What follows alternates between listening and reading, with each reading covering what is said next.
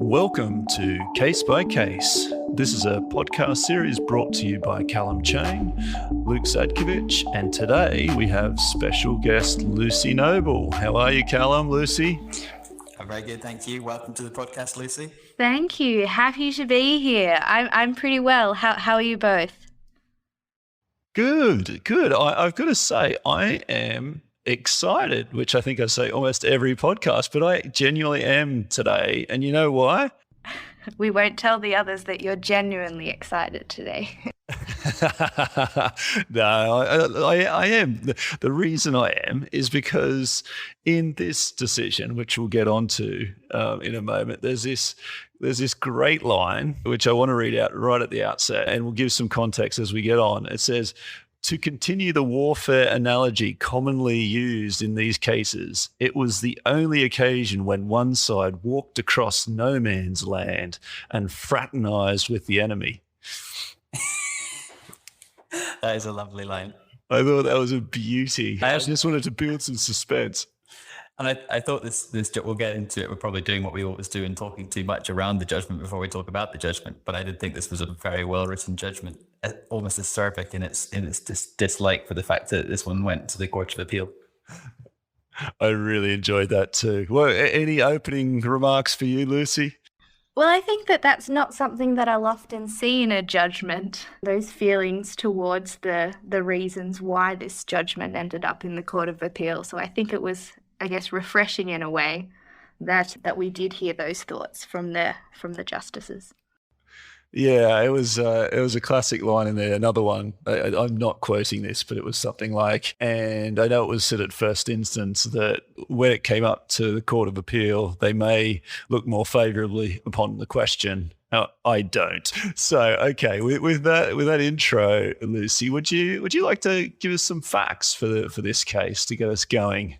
Yes, happy to. So the facts, or the material facts behind this judgment, were about a commercial relationship between TRW and Panasonic. And they had this relationship where Panasonic would supply car parts to TRW, and in the scenario then TRW would be the buyer.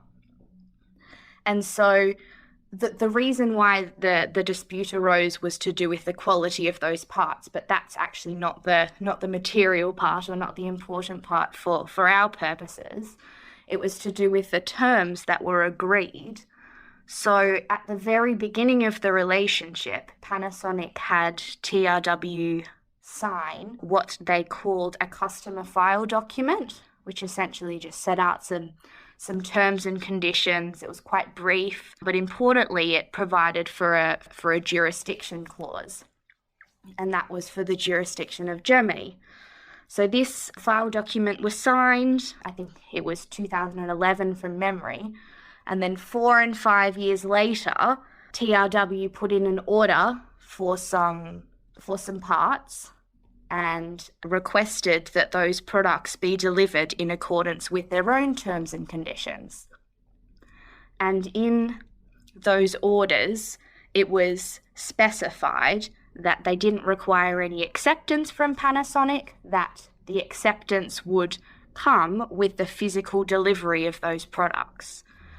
And so, as you can probably imagine, the TRW terms and conditions contained a jurisdiction clause that was not for Germany, that was for the place where the products would be delivered, which was England in this case.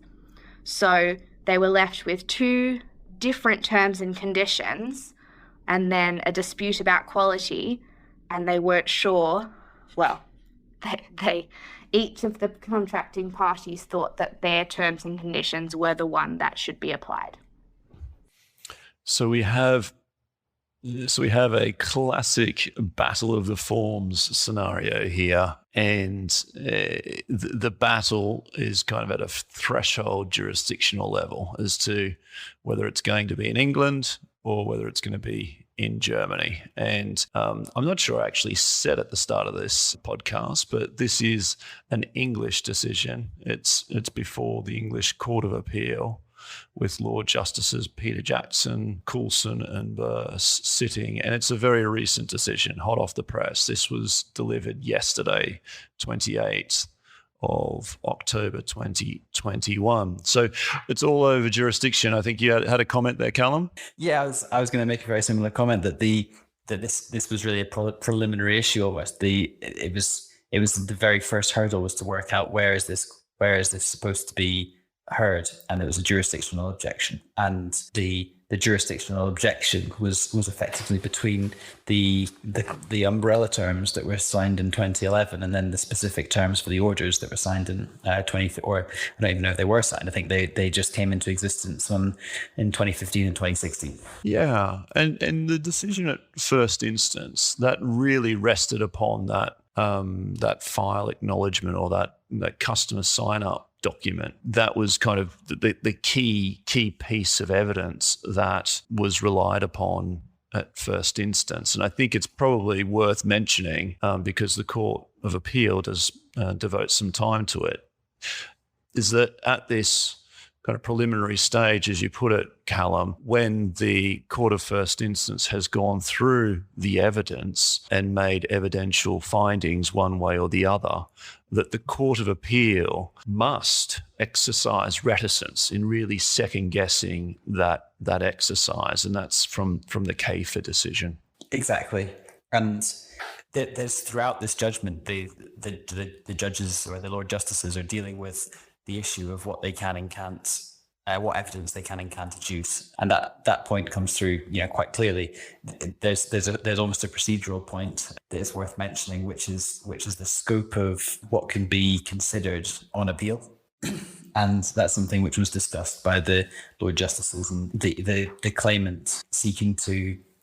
Or the appellant, seeking to say that the jurisdiction provisions in the subsequent contracts should apply, was saying that this case should be treated as almost an entire rehearing of the original application.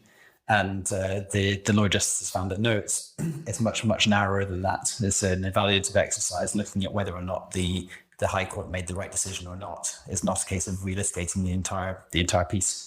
Yeah, because there was a good passage on this actually, and I thought it was, if I can say that, it was quite laid out well in that it's almost like a list of the instances when the Court of Appeal will step in. So I think the examples used were the appellant court will not step in, not interfere with the judge's decision unless there has been either a material error in the legal approach adopted, a failure to take into account material facts, or a taking into account of immaterial facts, or a demonstrable misunderstanding, or an evaluation of the evidence which is so unreasonable as to transcend the ordinary margin of appreciation which was available to the first instance judge about evaluating the evidence.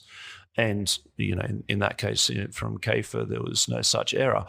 I just thought if you think about appeal cases and when you have a decision at first instance and deciding upon taking this up to a higher court, that's actually a really handy list to go through and say, is the situation I'm looking at now before me falling within one of these instances when an appellant court can tread over what a first instance judge has decided? Yeah, certainly. And I think this is why you see so many applications for leave to appeal firmly rejected. And one of the messages that comes through this judgment, as we said at the start, is that this case should not have got to the Court of Appeal. Yeah.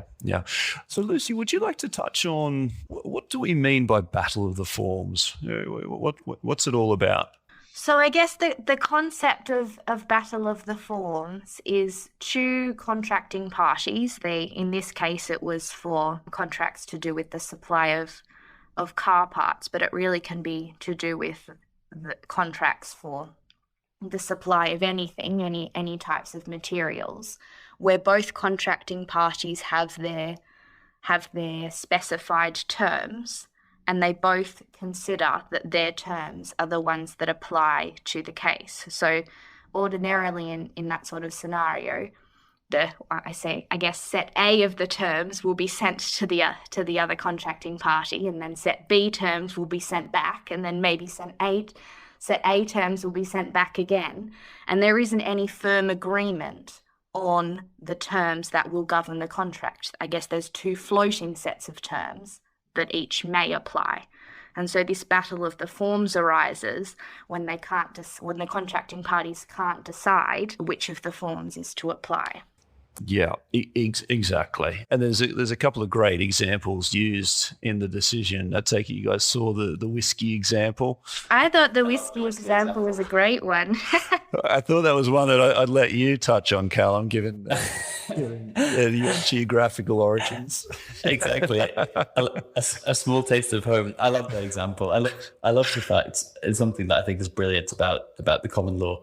But I like that essentially there were two people, one delivering whiskey and one receiving whiskey, and the person delivering the whiskey gives a printed delivery note that says this delivery is given in accordance with my standard terms, and the person receiving it then stamps the note and says received in accordance with my terms and conditions.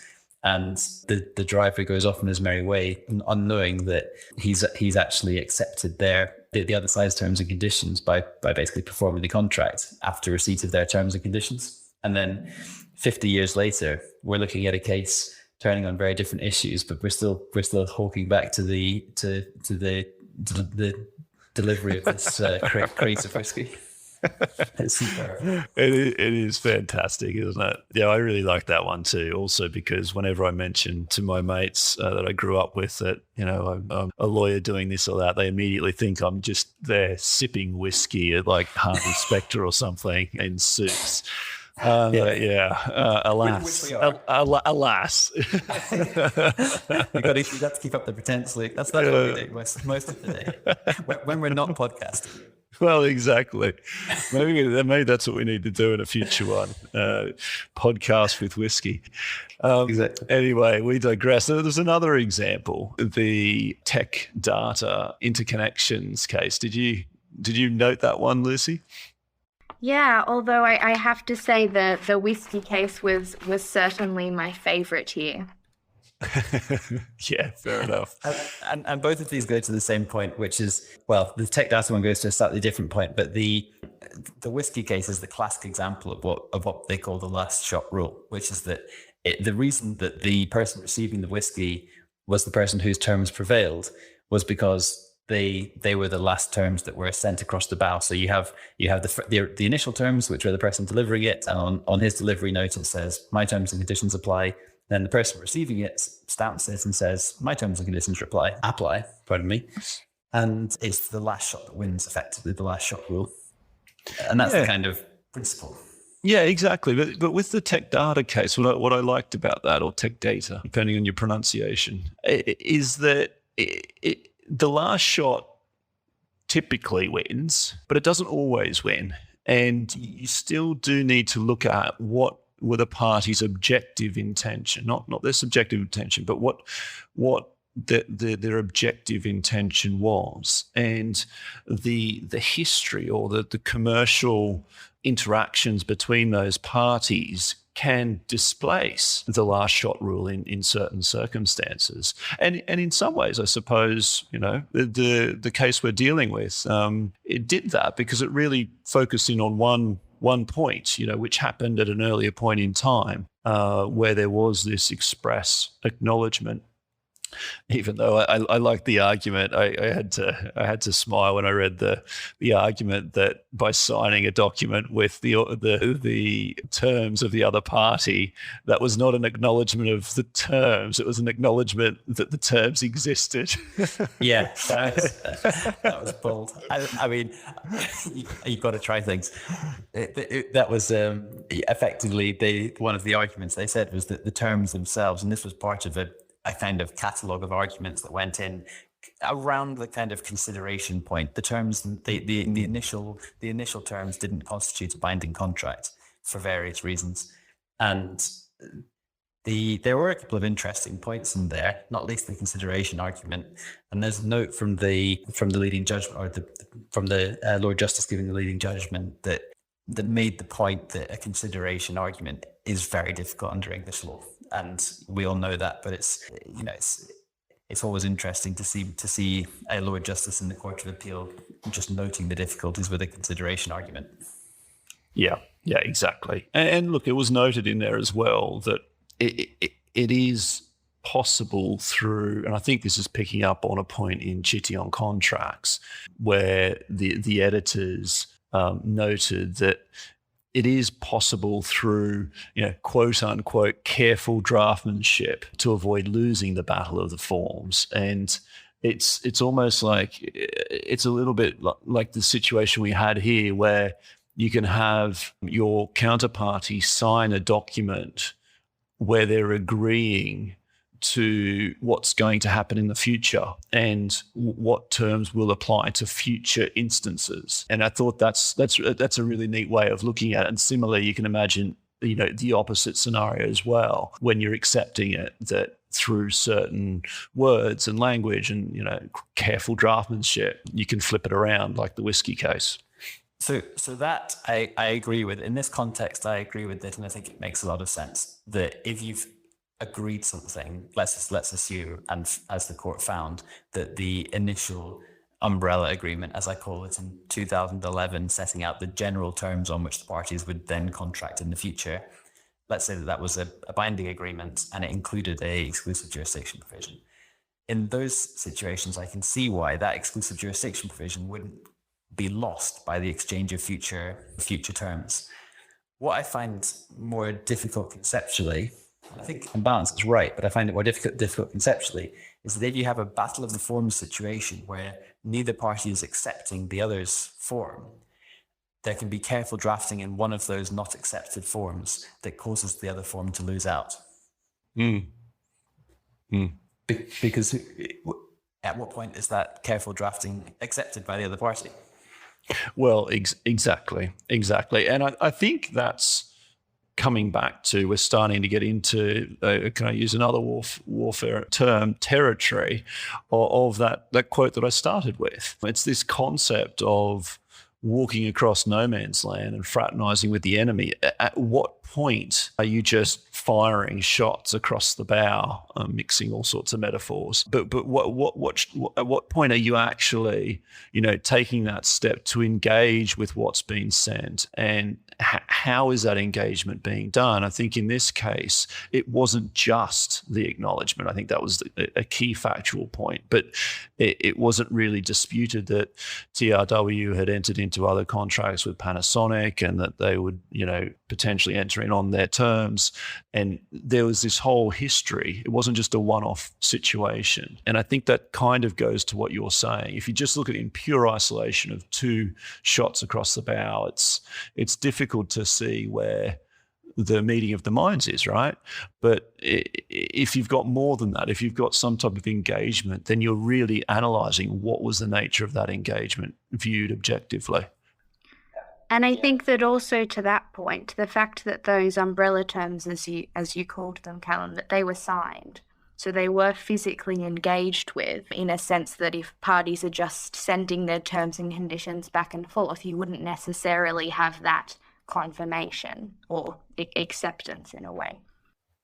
And there was some knowledge around there was some wording around the signature as well, referring it to being a legally binding signature. It was kind of in the parties' knowledge at the time of signing that there was something they were legally bound to in signing that agreement. So I think that's definitely right, Lucy. There's a lot to be said for the fact that those initial terms weren't simply one of many forms sent between the parties. They were a set of agreed terms that almost stand outside of any future sale agreed under those terms.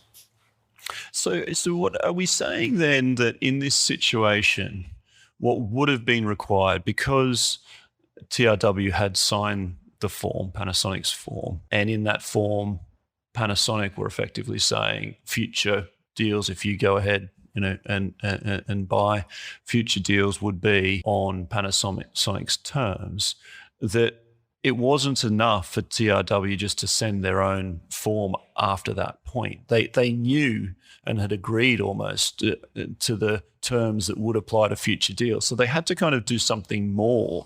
They had to get an acknowledgement of some kind, or indeed properly resile from the prior signature, do something more to kind of shift the engagement, as I'm calling it, and the court doesn't use that phrase, but shift this engagement more to being, well, this is the basis upon which we're willing to contract with you, Panasonic. Do you accept that?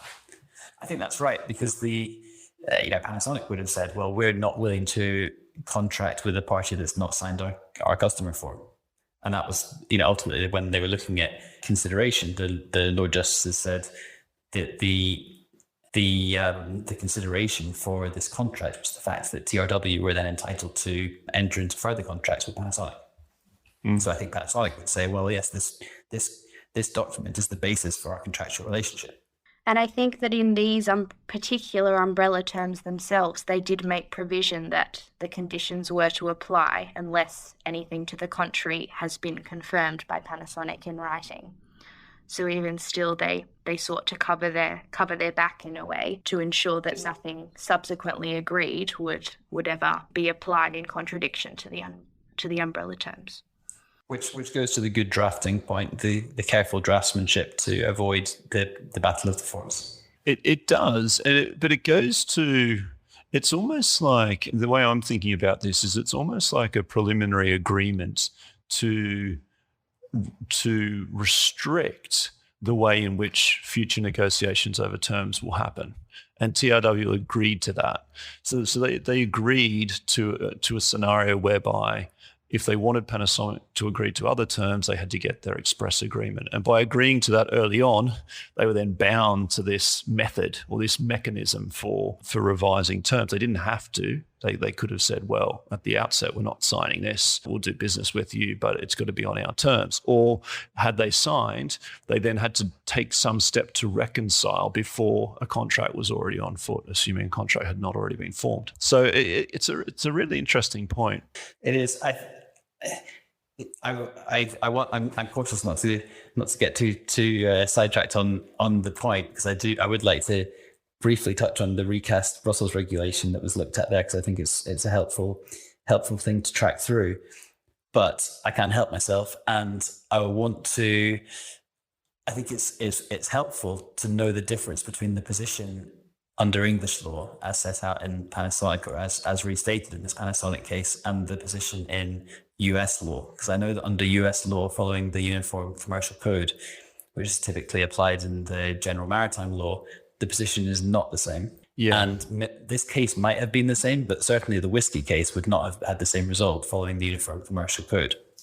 Yeah, exactly. Yeah, we're starting to think similarly, or maybe not starting, but we often do think similarly. Calum, I had the same thought when I read through this, and it's such a great case to identify the differences between the US and the English approach to these things. In short, under the Uniform Commercial Code, the codified regime that they've got there for dealing with sale of goods would mean that in scenarios where there's conflict, where there's a battle of the forms as we have here, that they knock each other out to the extent of the conflict, and then the rest of the terms remain. So you almost look to see where are the parties in agreement. Those bind. Any that have been contested, they fall away. There's more nuance to it than that as well, because there's also issues around materiality and whether certain terms are material or not. But in essence, they prefer a knockout based approach, and that was an answer to the battle of the forms, the last shot type doctrine that came from the English common law. There's a lot of other points to kind of unpack on the US side. I know we've discussed this before, Calum, but and that has to do with how the UCC sits within the US common law, what jurisdiction you're working within, whether it's a US maritime case or whether it's a state-based New York case, for example, and the UCC will be enacted in New York in its own way. So there's a lot to unpack on the US side, but just at that high threshold level, rather than a, sneaky, let's get our last shot in type approach. They look much more at where is the conflict? Okay, there's no meeting the minds on the conflict. Clearly, those terms cannot form part of the contract. They fall away. Where there is agreement, then that forms the basis of the contract. And then they have other statutory provisions that kind of fill in the gaps, or almost like a default regime where needed. Yeah, I have to say that I don't tell Eva, but I prefer the US approach on this one. Look, I tend to agree, actually. Yeah, having looked quite closely at the US position, having been schooled in the English and Australian rules on this, I tend to agree with you. So you wanted to get into the recast Brussels reg, Calum? I did. I think it's an interesting exploration of a couple of the articles in the recast Brussels regulation. And the first one is Article 7, which says that in relation to a contract for the sale of goods, the jurisdiction will reside in the court for the place where the goods were delivered. So in this situation, in the TRW Panasonic case, the jurisdiction pursuant to the recast Brussels regulation would have been England, because that's where the goods were delivered. And then Article 25 provides a kind of carve out where the parties have an express jurisdiction agreement. So it says if the parties, regardless of their domicile, have agreed that a court or the courts of a member state are to have jurisdiction to settle any disputes, then it goes on to say that jurisdiction will effectively prevail. So one of the points that came up in the High Court decision of TRW and Panasonic was that both TRW and Panasonic were trying to kind of crowbar their own exclusive jurisdiction provisions into the Article 25 formulation. And by the Court of Appeal, TRW had kind of stepped back from that position. And they were saying, well, actually, we don't need to show you that our clause falls within Article 25. All we need to do is to show that Panasonic's clause does not, and then we'll fall back to the Article 7 position. Yeah, exactly. It was an interesting point. Ultimately, didn't succeed, but yes, I see that. Cool. All right. Well, Lucy, did you have any other remarks on the case? No, I think that's all from me. Very good. Well, look, Lucy, I wanted to particularly thank you for coming on to the podcast. I don't think I gave you a proper introduction when we started, which I must apologise for. But Lucy is one of our newer associates who is working in our London office, recently qualified in New South Wales, Australia, and has undergone a secondment too with one of our clients. And is right into that commodity trading, shipping, general commercial area of law. So it's great working with you, Lucy. I know both Calum and I really enjoy it. And thanks for your time today. Well, thank you for having me. You're welcome. You're welcome. And Calum, always good. Always good to do these with you. So always good fun. And I'll pass on the thanks to our listeners, to say thank you for listening, and as ever. And I will again ask, if you do enjoy this podcast, please do hit follow, hit like, hit subscribe, or whatever button you're prompted to press on your podcast streaming service. Absolutely. Until next Thursday, take care, everyone.